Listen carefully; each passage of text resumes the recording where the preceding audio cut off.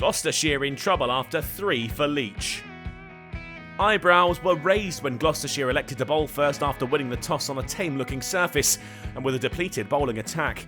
And those questions were left unanswered at the end of day 1, with Somerset cruising thanks to 4 top-order 50s, the captain's an unbeaten one. Davis was now alongside Tom Abell, and the pair were patient in their start to the second day, building their way to a 118-ball 50 partnership, reached with an uppish drive to the boundary from the Somerset keeper. He took them to 350 as well, another boundary got them to the mark. But Wheel finally brought his innings to an end, caught behind for 37, the score now 361 for 5. Lewis Gregory needed just 1 ball to get his eye in. The second he faced sumptuously launched down the ground for 6 runs.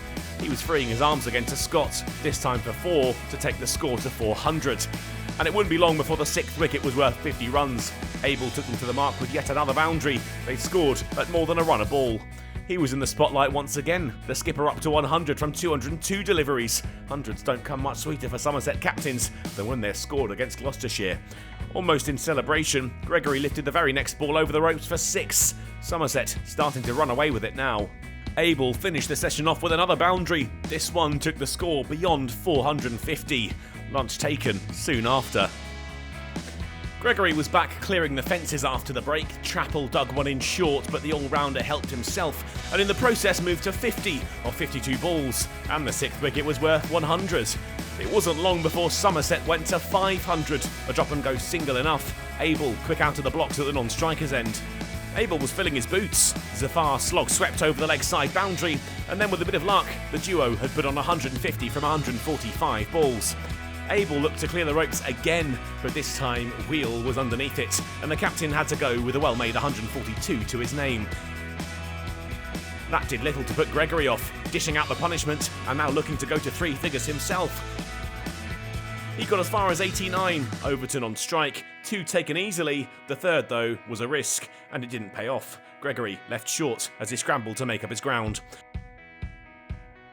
Overton put on a quick-fire 35 and Davey too got involved. Gloucestershire made to suffer even more with 600 runs now not far away.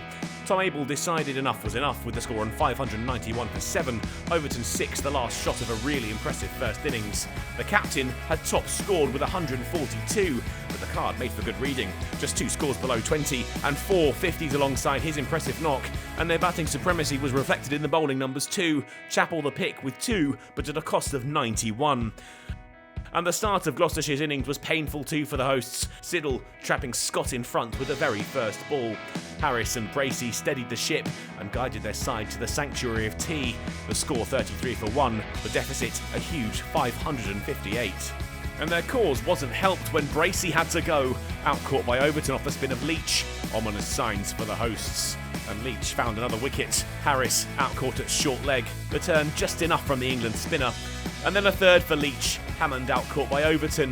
Gloucestershire now 4 down and yet to reach 3 figures. They were in real bother now. Quite a job for Bethel and Higgins, who at least found their way to 3 figures. And the respite of the end of the day. Gloucestershire wandering off in trouble at 119 for 4. Still 472 behind their southwest rivals after that brilliant spell by Leach. He'd surely seen enough in the wicket to leave him dreaming of more when they return on the morning of day 3. The hosts have to resist, otherwise this could be all over for them.